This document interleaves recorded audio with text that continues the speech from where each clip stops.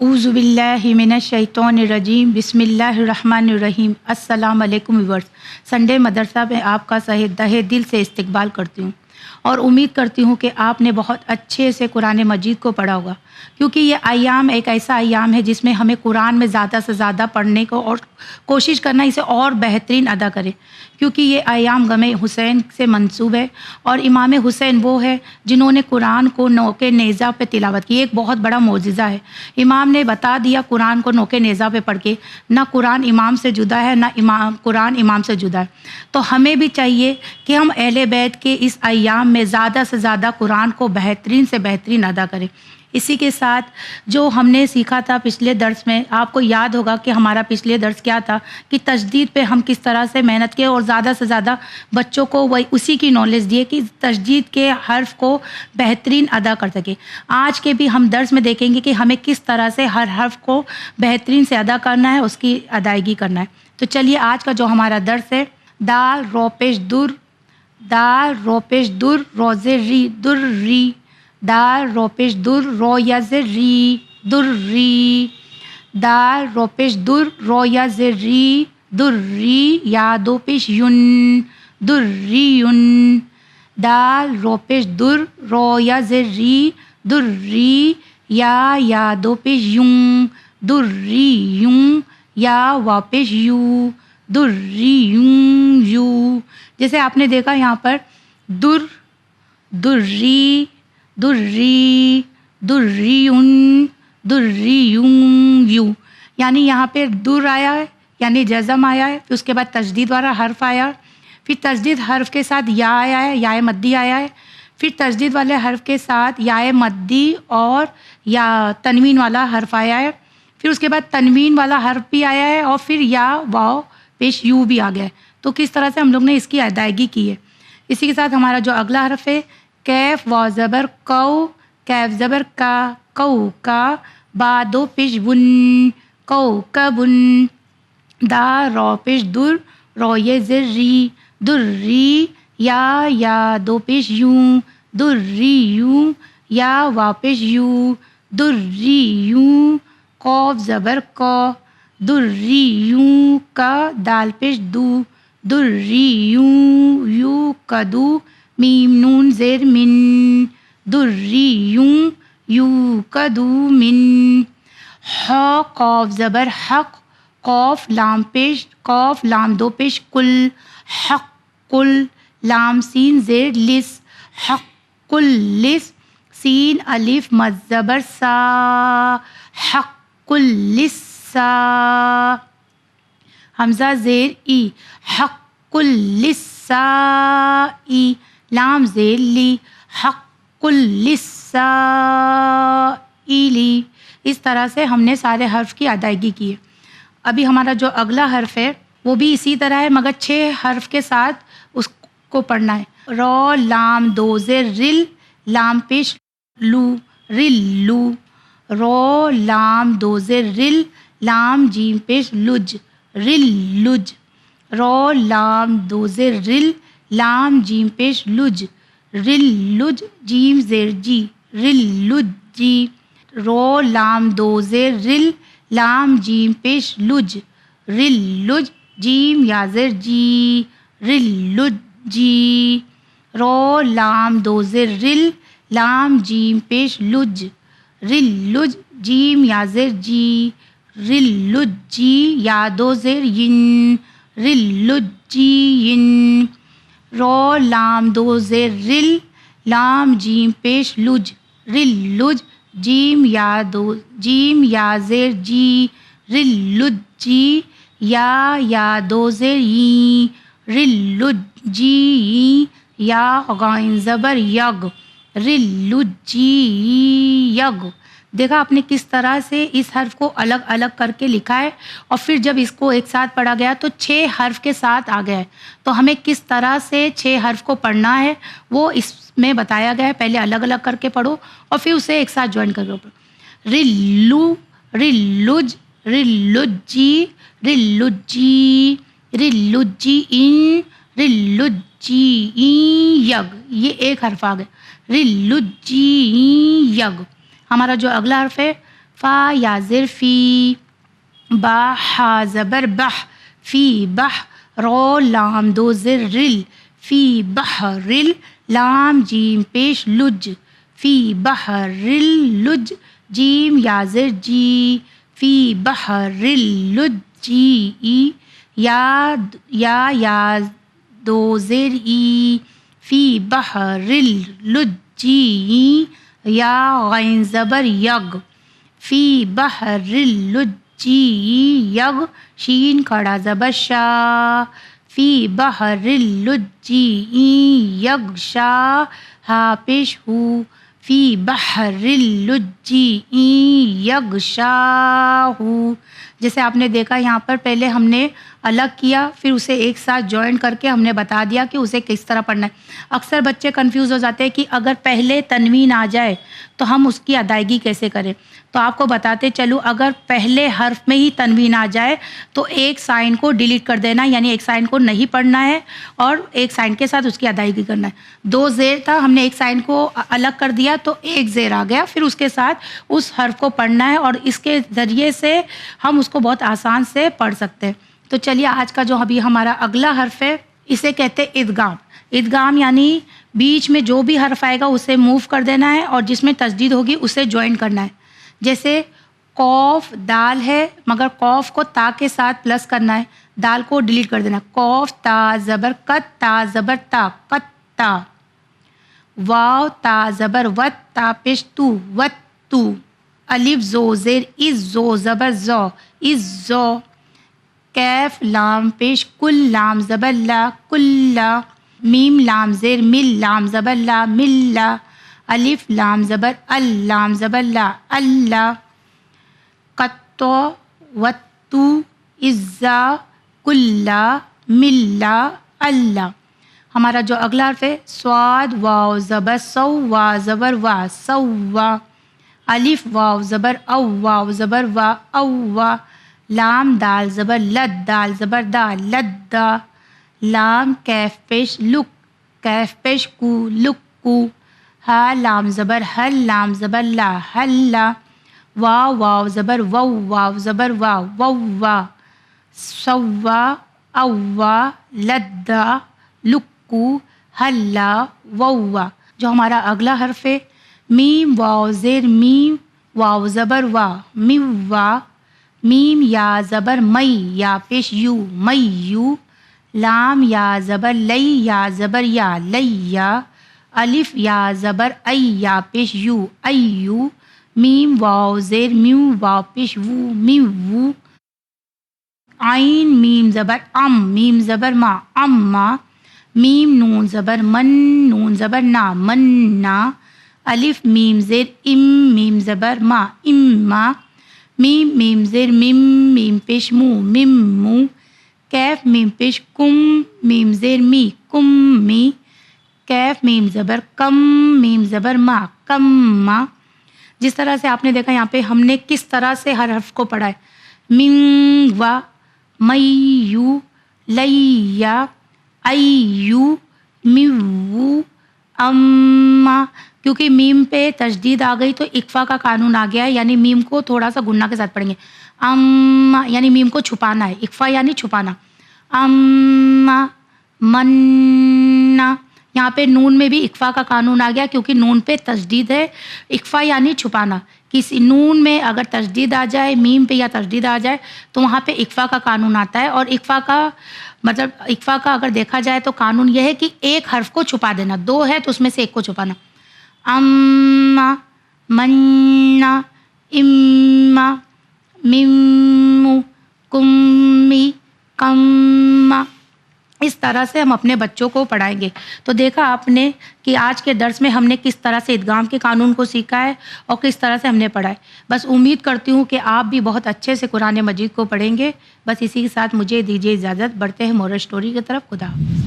بسم اللہ الرحمن الرحیم۔ پیارے بچوں، السلام علیکم۔ آپ تمام کا استقبال ہے چینل ون کے ایک بہت ہی خاص پروگرام سنڈے مدرسہ میں، جس کا آپ تمام بچے ہر سنڈے انتظار کرتے ہیں اور ہمارے پروگرامز میں سے اچھی اچھی باتیں سیکھ کے اپنے اخلاق کو اور بھی بہتر بناتے ہیں۔ تو اس سے پہلے کہ ہم ہماری آج کی اسٹوری کی طرف پڑھیں، ایک چھوٹا سا میسج میں ہمارے پیرنٹس کو دینا چاہوں گی. اگر آپ ہمارے پروگرام کی وجہ سے اپنے بچوں میں کسی طرح کا چینج دیکھ رہے ہیں یا آپ یہ دیکھ رہے ہیں کہ ان کی قرآن کی تلاوت اور بہتر ہو گئی ہے, ان کے اخلاق اچھے ہو گئے ہیں, تو آپ ہمیں میل ضرور کریں اور ہمیں بتائیں کہ کس طرح ہمارا پروگرام آپ کے بچوں کو بینیفٹ کر رہا ہے. تو آئیے بڑھتے ہیں اب آج کی سٹوری کی طرف. آج کی سٹوری میں ہم ایک ایسی برائی کی بات کریں گے جسے آج ہم نے برائی ماننا چھوڑ دیا ہے.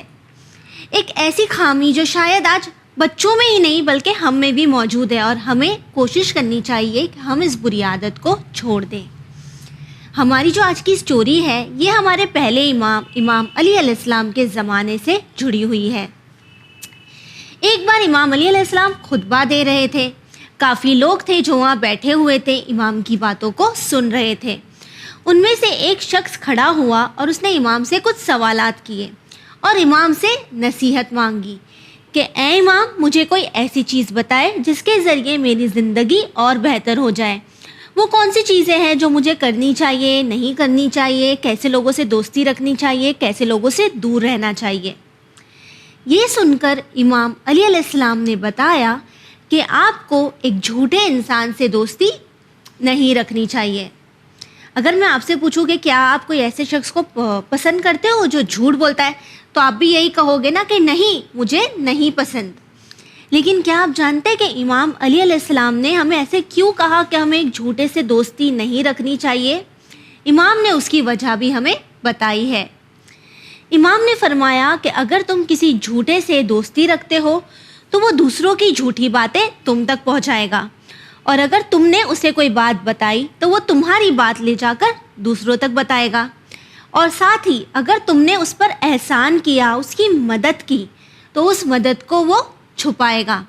لیکن اگر اس نے تم پر احسان کیا تو وہ اس بات کو ہر کسی تک لے جائے گا, یعنی ہر کسی کو بتائے گا, اور اس طرح وہ تمہاری امیج کو خراب کرے گا. تو بچوں, ساتھ ہی میں یہ کہنا چاہوں گی کہ جب ہمیں پتہ چلتا ہے کہ کسی نے ہم سے جھوٹ بولا ہے تو ہمیں کتنا برا لگتا ہے. ہم یہ سوچتے کہ جھوٹ بولنے کی ضرورت کیا تھی. لیکن کیا آپ نے کبھی یہ نوٹس کیا ہے کہ ہم روز مرہ کی زندگی میں کتنے جھوٹ بول دیتے ہیں؟ چلو کچھ چھوٹے سے ایگزامپلس کی بات کرتے ہیں. آپ نے ہوم ورک نہیں کیا, ٹیچر نے آپ سے کہا بک بتائیے, آپ نے ٹیچر کو کیا کہا؟ میں نے ہوم ورک کیا ہے لیکن بک تو میری گھر پر ہے. ممی نے آپ سے پوچھا کہ آپ نے ٹفن کمپلیٹ کیا, آپ کا ٹفن تو خالی ہے, اور آپ نے کیا کہا؟ ہاں میں نے ٹفن کھا لیا. لیکن آپ نے کیا کیا؟ یا تو اس کھانے کو اپنے فرینڈ کو دے دیا یا اسے پھینک دیا. یہ جھوٹ ہے نا. ساتھ ہی ایک چھوٹا سا میسج جو میں ہمارے پیرنٹس کو دینا چاہوں گی, بچے جھوٹ بولنا کہاں سے سیکھتے ہیں؟ یہ چھوٹے چھوٹے بچے جھوٹ بولنا کہیں اور سے نہیں بلکہ ہم اور آپ سے سیکھتے ہیں. ہم گھر پر بیٹھے ہوتے ہیں, ہمیں کسی کا کال آتا ہے کہ آپ فلاں جگہ پر پہنچے, تو ہم کیا کہتے ہیں؟ ہاں میں تو راستے میں ہی ہوں. جانے انجانے میں ہم نے بچوں کو یہ سکھا دیا کہ ہم جو کر رہے ہیں, جو جھوٹ بول رہے ہیں, یہ عام سی بات ہے, یہ کوئی بری چیز نہیں ہے. تو اگر ہم یہ چاہتے ہیں کہ ہمارے بچے ہم سے جھوٹ نہ بولیں, وہ ایک بہتر انسان بنے, اس برائی سے دور رہے, تو ہمیں بھی ساتھ ہی یہ کوشش کرنی چاہیے کہ ہم بھی جھوٹ نہ بولیں, چاہے پھر وہ جھوٹ مذاق میں ہی کیوں نہ ہو. تو آئیے دیکھتے ہیں کہ اب سسٹر فاطمہ آپ کے لیے کیا لے کر آئی ہیں. السلام علیکم مائی لٹل ویورز. ہم سب نے پچھلی بار بات کی امام علی علیہ السلام کی شہادت تک. آج ہم جس ہسٹری کے بارے میں بات کریں گے وہ ہے بی بی فاطمہ زہرا سلام اللہ علیہا. ہم ان کی زندگی کے بارے میں بات کریں گے. بچوں, ان کے بارے میں جاننا بہت زیادہ ضروری ہے, امپورٹنٹ ہے, کیونکہ کہیں نہ کہیں ایسا ہوتا ہے کہ بی بی زہرا سلام اللہ علیہا کے بارے میں بہت کم چیزیں ہیں جو ہم جانتے ہیں, یا کئی بار ایسی چیزیں ہم ان کے بارے میں جانتے ہیں جو ہم کو بہت زیادہ عام ہو گئی ہیں. لیکن ہمیں انہیں الگ طریقے سے دیکھنا بہت ضروری ہے کہ بی بی زہرا سلام اللہ علیہا کیا شخصیت تھی اور کیسی ہستی تھی. کیا آپ جانتے ہیں بچوں, امام جعفر صادق علیہ السلام بی بی زہرا سلام اللہ علیہا کے بارے میں فرماتے ہیں کہ ہم تمام لوگوں پر حجت ہیں, لیکن بی بی فاطمہ زہرا سلام اللہ علیہا ہم پر حجت ہیں. اور جب اللہ سبحانہ و تعالیٰ کو ان کا مرتبہ بتانا تھا تو قرآن میں آیت تطہیر میں اللہ سبحانہ و تعالیٰ ارشاد فرما رہا ہے, انما یرید اللہ لیذھب عنکم الرجس اہل البیت ویطہرکم تطہیرا, یعنی ہم نے اہل بیت علیہ السلام کو ہر نجاست, ہر رجس سے دور رکھا ہے. اس کے بعد آپ سب پڑھتے ہوں گے, آپ کی ممیز گھر میں پڑھتی ہوں گی, آپ نے سنا ہوگا حدیث قصہ کے جملے ہیں کہ اللہ سبحانہ و تعالیٰ فرما رہا ہے کہ میں نے اہل بیت علیہ السلام کی محبت میں ہی ساری دنیا خلق کی ہے. لیکن اگر آپ دیکھیں بچوں تو 14 معصومین علیہ السلام میں بھی اللہ سبحانہ و تعالیٰ نے ایک خاتون کا مرتبہ الگ سے رکھا اور ان کو مقام و منزلت دی کہ ان سب کی یعنی 11 اماموں کی وہ والدہ ہیں. خیر چلیے اب بی بی زہرا سلام اللہ علیہا کی زندگی کے بارے میں بات کرتے ہیں. رسول خدا صلی اللہ علیہ وسلم کے اعلان نبوت کے بعد بی بی فاطمہ زہرا 5 سال کے بعد ان کی اور بی بی خدیجہ سلام اللہ علیہا کی زندگی میں آئیں, یعنی ان کی ولادت 20 جمادی الثانی کو ہوئی. اب آپ سوچیں گے کہیں نہ کہیں بچوں کی رسول اللہ کی جب شادی ہوئی تھی اس وقت ان کی ایج کچھ 25 ایئرس تھی, انہوں نے اعلان نبوت کیا 40 ایئرس میں, تو پھر بی بی زہرا سلام اللہ علیہا کی ولادت اتنی لیٹ کیوں ہوئی؟ دراصل بچوں بیچ میں رسول اللہ صلی اللہ علیہ وسلم کی کئی اور اولادیں بھی تھیں, جیسے جناب ابراہیم, جناب قاسم, عبداللہ نام کے بھی ان کے بیٹے کا ذکر ملتا ہے, لیکن یہ ساری اولادیں بچپن میں ہی گزر گئی تھیں. پھر اس کے بعد رسول اللہ اپنی تبلیغ کے دین اسلام کے کاموں میں مشغول ہو گئے, لیکن جب وہ یہ کر رہے تھے تو یہ ان پر ایک کڑا وقت تھا. اس کے بعد کسی شخص نے انہیں تانا دیا ابتر کہہ کے. ابتر یعنی یہ ہوتا ہے بچوں کی جس کی کوئی اولاد نہیں ہوتی ہے یا جس کے پیچھے کوئی آف سپرنگز نہیں ہوتے ہیں, اور عرب میں یہ چیز بہت بری مانی جاتی ہے. جس شخص نے ان سے یہ کہا اس نے یہ کہا کہ یہ اتنا دین پھیلا رہے ہیں لیکن ان کے پیچھے تو کوئی ہے ہی نہیں جو اس دین کی دیکھ ریکھ کرے. اور یہ بات سن کے رسول اللہ بہت زیادہ ہرٹ ہوئے اور غمزدہ ہو گئے. لیکن اس کے بعد ہی اللہ سبحانہ و تعالیٰ نے سورہ کوثر نازل کیا. بچوں ہم سب جانتے ہیں سورہ کوثر, ہمیں منہ زبانی یاد ہے, انا آتینا کل کوثر فصلی لربک ونہر انا شانیاک ھو الابتر. یعنی اس میں اللہ سبحانہ و تعالیٰ کیا فرما رہا ہے کہ ان قریب ہم آپ کو کوثر سے نوازیں گے, یعنی ایک ایسی اولاد سے نوازیں گے جو آپ کے لیے آخر تک رہے گی اور قیامت تک آپ کی نسل کا سلسلہ رہے گا, اور جو آپ کو ابتر کہتا ہے وہی ابتر ہو جائے گا. یہ جو سورہ کوثر ہے نا بچوں, یہ بی بی زہرا سلام اللہ علیہا کی شان میں نازل ہوا ہے. بچوں یہ تھی تھوڑی سی انفارمیشن بی بی زہرا سلام اللہ علیہا کے بارے میں. انشاءاللہ اگلے ہفتے ہم دیکھیں گے کہ ہم بی بی زہرا کے بارے میں اور کیسے ان کو قریب سے جاننے کی کوشش کرتے ہیں اور کیا کچھ سیکھتے ہیں. ابھی مجھے دیجیے اجازت, دیکھتے ہیں سسٹر سکینہ ہمارے لیے آج کون سے سورہ کی تفسیر لائی ہیں. السلام علیکم بچوں, آج کے ایپیسوڈ میں ہم سورہ عبس کی تفسیر کو ڈسکس کریں گے. سورہ عبس قرآن کا 80 نمبر کا سورہ ہے اور یہ ایک مکی سورہ ہے. اس سورہ میں ٹوٹل 42 آیتیں ہیں, تو ہم اس سورہ کی تفسیر کو ٹوٹل 4 ایپیسوڈ میں ڈیوائڈ کر کے ڈسکس کریں گے. تو آئیے سورہ کی تفسیر کو سٹارٹ کرتے ہیں. بسم اللہ الرحمن الرحیم. فرسٹ آیت عبس و تولا. تو پہلی آیت میں اللہ فرماتا ہے اس نے منہ بسور لیا اور پیٹھ پھیر لی. منہ بسورنے کا مطلب ہوتا ہے فراؤن کرنا. سیکنڈ آیت انجاءہ الاعمی. تو اس آیت میں اللہ فرماتا ہے کہ ان کے پاس ایک نابینا آیا. تو بچوں ان آیتوں کو سمجھنے کے لیے میں آپ کو ایک سٹوری بتاتی ہوں جس سے آپ ان آیتوں کو اچھے سے سمجھ سکیں گے. تو ایک زمانے میں جب رسول اللہ صلی اللہ علیہ وسلم کچھ لوگ بیٹھے ہوئے تھے اور گفتگو کر رہے تھے, تب ایک نابینا شخص یعنی ایک بلائنڈ آدمی اس روم میں آتا ہے اور کہتا ہے زور زور سے کہ یا رسول اللہ آپ سورہ پڑھیے, آپ قرآن پڑھیے تاکہ میں سنوں اور میں یاد کر لوں. کیونکہ وہ شخص نابینا تھا تو اسے نہیں پتا کہ رسول اللہ لوگ بیٹھے ہوئے ہیں اور بات کر رہے. تو ان لوگوں میں سے ایک شخص نے اس آدمی کو دیکھ کر فراؤن کیا. فراؤن کا مطلب کیا ہوتا ہے کہ آپ ایسے منہ کر کے اس انسان کو دیکھتے ہو کہ کہاں سے یہ انسان آ گیا, کیا بول رہا ہے, اسے کچھ پتہ بھی نہیں ہے. تو ان لوگوں میں سے ایک شخص نے فراؤن کیا, بیزاری دکھائی. تو اللہ ہمیں ان آیتوں کے ذریعے آیت نمبر 1 سے لے کے آیت نمبر 10 تک اس واقعے کے تھرو ہمیں کچھ سکھا رہا ہے, اور ہم ان آیتوں کے تھرو کچھ اخلاقی پوائنٹ سیکھیں گے جو اللہ نے ان سوروں کے ذریعے ہمیں بتایا ہے.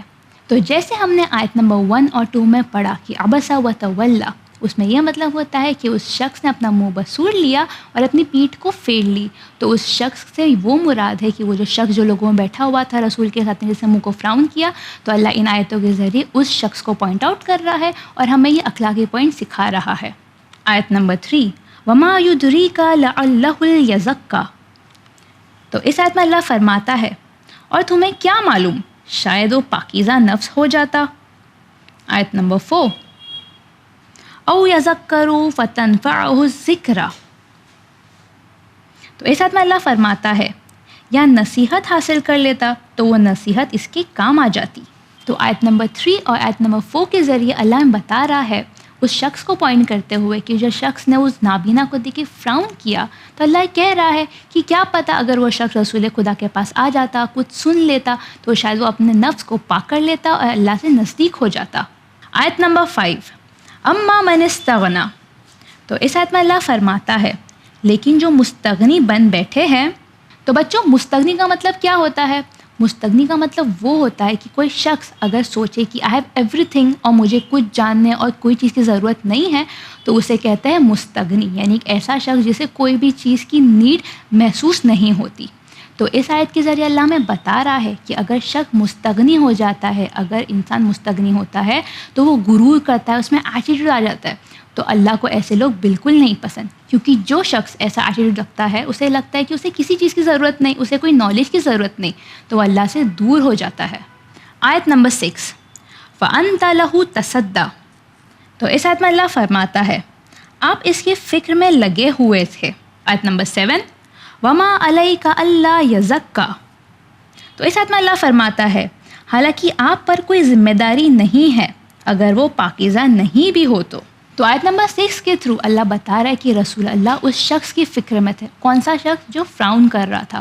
تو آیت نمبر 7 میں اللہ کہتا ہے کہ رسول خدا کا مقصد اور انبیاء کو بھیجنے کا مقصد صرف یہ تھا کہ رسول لوگوں کے پاس جائے اور اللہ کا پیغام پہنچائے، لیکن اگر وہ شخص رسول کو سننے کے بعد بھی غلط کام کرتا ہے تو وہ انسان خود اپنے گناہ کا ذمہ دار ہوتا ہے، اور رسول اللہ پہ اس شخص کی کوئی ذمہ داری نہیں ہے۔ آیت نمبر 8 وَأَمَّا مَنْ جَاءَكَ يَسْعَى، تو اس آیت میں اللہ فرماتا ہے لیکن جو آپ کے پاس دوڑ کر آیا ہے۔ آیت نمبر 9 وَهُوَ يَخْشَى، اور وہ خوف خدا بھی رکھتا ہے۔ تو آیت نمبر 8 اور 9 میں اللہ بتاتا ہے کہ جو شخص رسول پاس دوڑ کر آتا ہے اور جو خوف خدا بھی رکھتا ہے اور جو رسول کی نصیحت سنتا ہے، وہ یقیناً اللہ سے نزدیک ہو جاتا ہے اور اپنے نفس کو پاک بھی کر سکتا ہے۔ لاسٹ آیت نمبر 10 فَأَنْتَ عَنْهُ تَلَهَّى، تو اس آیت میں اللہ فرماتا ہے آپ اس سے بے رخی کرتے ہیں۔ تو اس آیت کے تھرو اللہ ان لوگوں کو پوائنٹ آؤٹ کرتا ہے کہ جو لوگوں میں بیہیو کرنے کے لیے بھید بھاؤ کرتے ہیں یا جو جسٹ بیہیو نہیں کرتے۔ فار ایگزامپل اگر کوئی پیسے والا ہے تو شخص بہت اچھے سے بیہیو کرتا ہے، کوئی غریب ہے تو آپ اس کے اچھے سے بیہیو نہیں کرتے ہو۔ تو اللہ اس آیت میں اس انسان کو یا ان لوگوں کو پوائنٹ کرتا ہے کہ ہمیں تمام لوگوں کو ایک جیسا بیہیو کرنا چاہیے اور ایک جیسا سلوک رکھنا چاہیے۔ تو پہلی 10 آیت سے بچوں ہم کیا سیکھتے ہیں؟ فرسٹ چیز یہ ہے کہ ان آیتوں کے ذریعے ہم یہ سیکھ رہے ہیں کہ ہمارا بیہیویئر، ہمارا اخلاق بہت میٹر کرتا ہے، اور اسلام بالکل بھی برے بیہیویئر کو، برے اخلاق کو پروموٹ نہیں کرتا ہے۔ اور سیکنڈ چیز یہ ہے کہ چاہے سامنے والا انسان کیسا بھی ہو، پیسے والا ہو، غریب ہو، بچہ ہو، بڑا ہو، ہمیں سب کے ساتھ اچھے سے بیہیو کرنا چاہیے۔ تو امید کرتی ہوں ہم جو سیکھ رہے ہیں آپ اس کو اپنی لائف میں اپلائی کر سکتے ہوں گے اور اللہ سے اور نزدیک ہو سکتے ہوں گے۔ تو ویورز آج کے ایپیسوڈ میں بس اتنا ہی۔ آپ ٹیم سنڈے مدرسہ کو دیجیے اجازت اور بنے رہیے چینل ون پر۔